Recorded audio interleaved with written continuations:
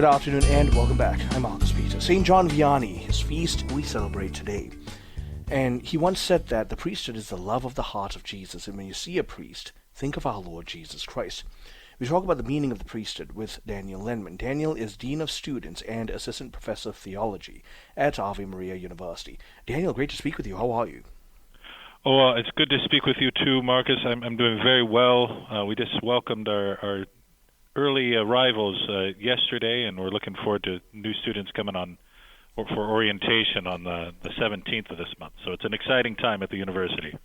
I was going to say the exact same words. It's always an exciting time in the life of the university. All those fresh young faces, especially the incoming freshmen and transfers, they're going to encounter Ave Maria University for the first time. I think before we talk about the topic proper, I invite you to share about Ave Maria University and its mission and how students are benefiting by going there. Oh, sure. Thank you so much. Yeah, the mission of Ave Maria University is very straightforward. We're interested in forming future saints as a fountainhead of renewal for the church and the world. That's our goal, and that's always been the goal. We do that principally through providing a Catholic liberal arts education.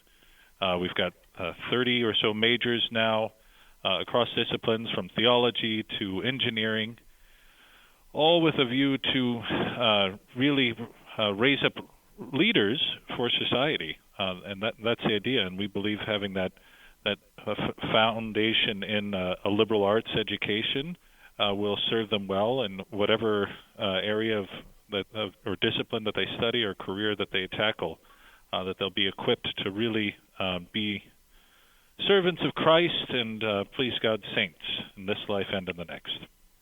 So from there, as we talk about saints, one saint that we want to focus on today is St. John Vianney. And he was a man for whom education didn't come easy. So he would have benefited, I believe, from an Ave Maria University formation. But let's talk about his life for a little bit. Yeah, well, he was, born in poor circumstances. I know that he wanted to go to school as a young man, but his father was reluctant. The cost. I think he had done something like 1 year of school when he was 9, and he didn't do very well. I think he also he got recruited into the army at some point and was a deserter for a while, but I think eventually he got back to school, but was never a great student. Important to recognize that that's not to say that he wasn't that he was stupid or dull or something. Like he was especially clear-headed about matters of moral theology. That was he always was able to see keenly into those things, and that's one of the things that served him especially well in the confessional. And this was a man whose heart was given for the salvation of souls, and his sound grasp of moral theology drove him to hours upon hours in the confessional. Share with us the heart of this man. Help us get into an appreciation of that. Yeah, there's so much. So, I mean, it's so apt that he is the patron saint of parish priests, and he's really just set this exemplary model for us, recognizing the church is really the field hospital for souls, a hospital for souls. That's an idea that goes back to the fathers. John Chrysostom would talk about that, and he really took it to heart in the way he lived out his life. So he would be in the confessional for 16 hours a day, and this is even in the summer that he would do that.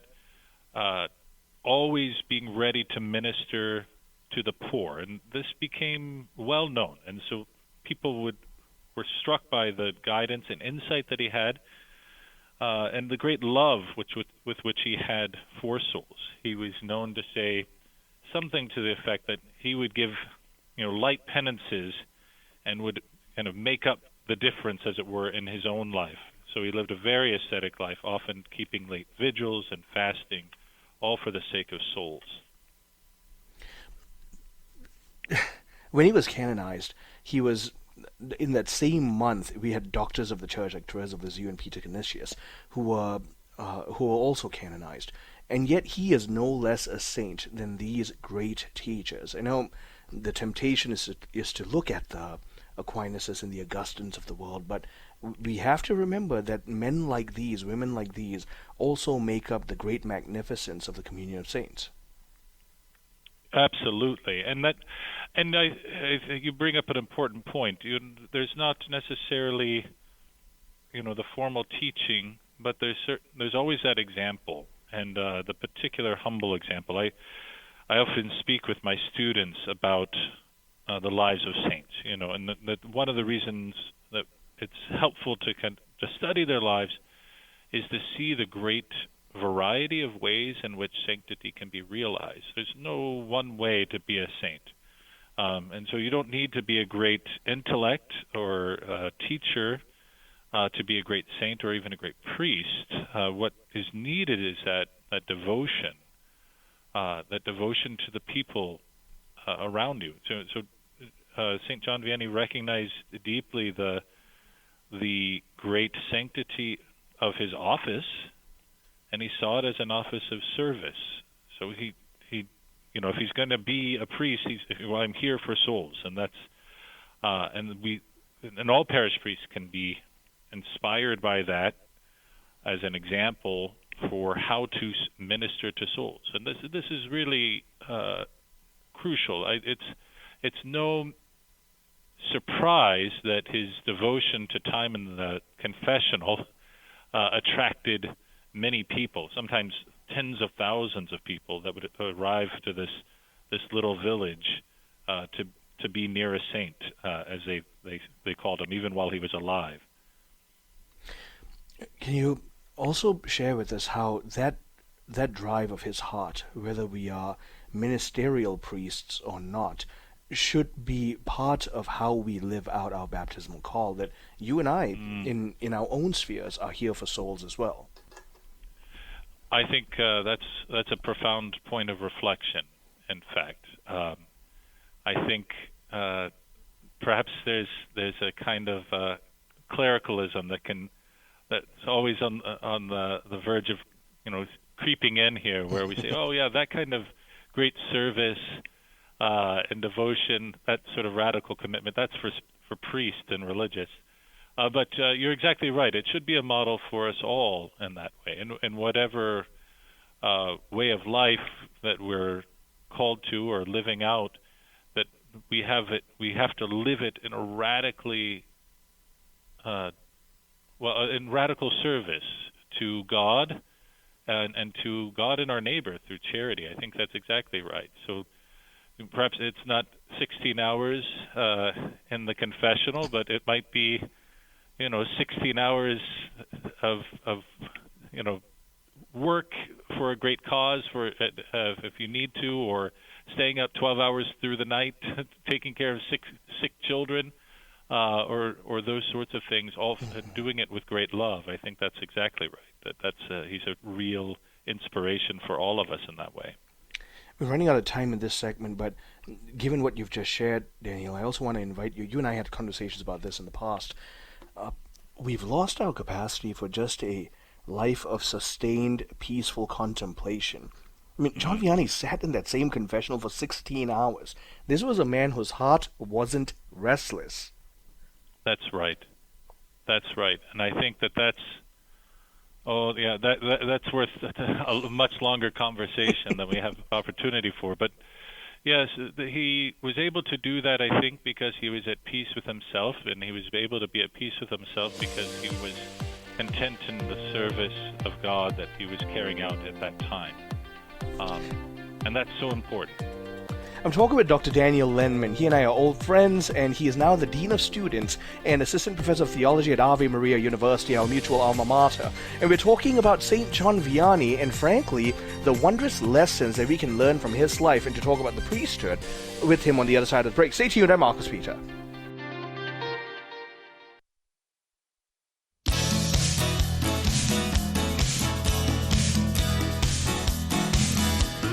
Good afternoon and welcome back. I'm Marcus Beat. I'm talking with Dr. Daniel Lendman, Dean of Students and Assistant Professor of Theology at Ave Maria University. So Daniel, we got cut off at the break, and I understand you're completely right. We'd be here forever just contemplating the interior peace and disposition of the kind of man who could sit in a confessional for 16 hours. But I would like to ask if you could shed a little more light into becoming such a man ourselves. Or women. Yeah, well, I wish I was better at it myself, so I could. But it's something that I'm still very much imperfect and striving for.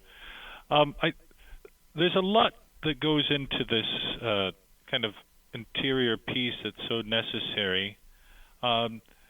Being still and having that interior peace often means then confronting sort of the problems that we're typically trying to distract ourselves from, which is a lot of the reason we don't want to be still and recollected.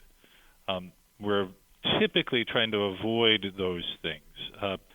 I've often talked to my students, especially about like being on their phones incessantly, and I tell them, it's like if you put it away for a while, it's going to be kind of scary because you might find out that you're kind of sad. Yeah. And I say, and you probably should be sad. And the reason you should be sad is because there's probably something wrong in you, in your life, that you need to think about and pray about and work through, and to not be afraid of that. And as a soul can become more aware of its need for assistance, then the soul can become more and more open to God's grace working within that soul. And that's really what's, I think, the Curitas had such great insight into, was that, both in the souls of others and in his own soul, the great way, the great way that God's grace can work within us to bring about that healing, and to bring us to sanctification. I was reading the Office of Readings today, and what you said just reminded me of one of the paragraphs in the second reading, which was from John Vianney's Catechism on Prayer. And he says something to the effect of, when the heart is pure and united with God, it's consoled and it's filled with sweetness. And then he goes on. It's very majestic, very poetic, but that's the remedy for that sadness that you just described. That's exactly right. That's exactly, and it's it's not the fleeting kind of happiness or pleasantness that might come with having whatever a nice piece of chocolate cake, as good as that might be. But this is the peace and the joy that surpasses understanding, and that can be with us even through the midst of great suffering. And that's something that is part of Christ's promise, which, when we lack that ability to recollect, we actually exclude ourselves from having and experiencing that deep joy and peace that really can belong to us, even in the midst of great trials, which always come. Now, to that end, I want to step back a little and also ask you about something profound you said in the last segment, that while the Curitas was a ministerial priest, an ordained priest, he paved a saintly way for all of us, that there's an inherence to our baptismal call that we can borrow from him. Would you please share with us what it means to live out, in this sense, our common priesthood, and what we can learn from John Vianney? Yeah, I think that's, again, a great topic for reflection. So if we recall, the role of the priest in general is one who intercedes with God on behalf of the people. And all Christians, in virtue of our baptism, the character with which we are marked on our soul, is a power which enables us to truly and properly worship God, sort of from the depths of our being. And so this is a great gift, and a great obligation to us, as all of us, to really pray and intercede with God on behalf of all people, again, just in virtue of your baptism. So this is where we are truly a priestly people, all of us, in this role to help sanctify the world. So this is, and this is again done principally through prayer, but also, of course, through the witness of our lives and through holy conversation, leading others to Christ through our example and through our speech. Again, that second reading from the Office of Readings, again, the last paragraph, I think, he says something to the effect of, I often, some people appear as if they go to prayer just to say to God, I'm just going to say a couple of words so I can get away quickly.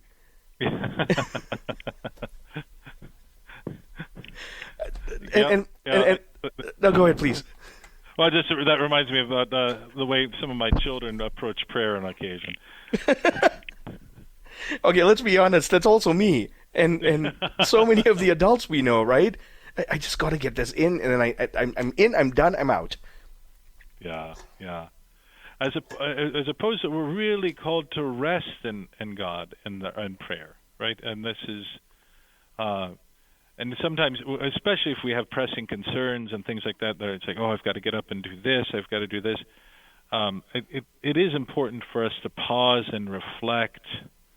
Especially, it's like, no, this is what I'm supposed to be doing. This is my joy, and sometimes we have to kind of, I feel like we have to convince ourselves a little bit because we don't always feel it, but we have to recognize it. And again, this is why St. John Vianney's asceticism is not accidental to his life, right?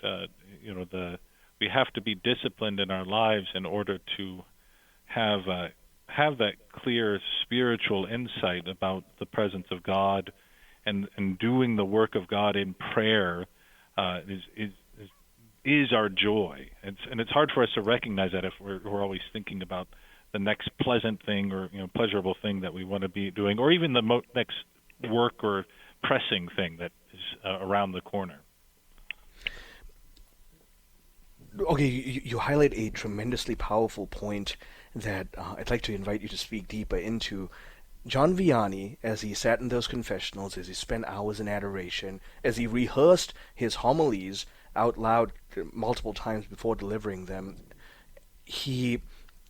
it's not like all of those things were pleasurable to him or deeply, constantly pleasurable to him. This was a man who embraced the difficulty of doing these things that were good for the soul, and so he had he had that fruition within him, that joy that springs forth from within.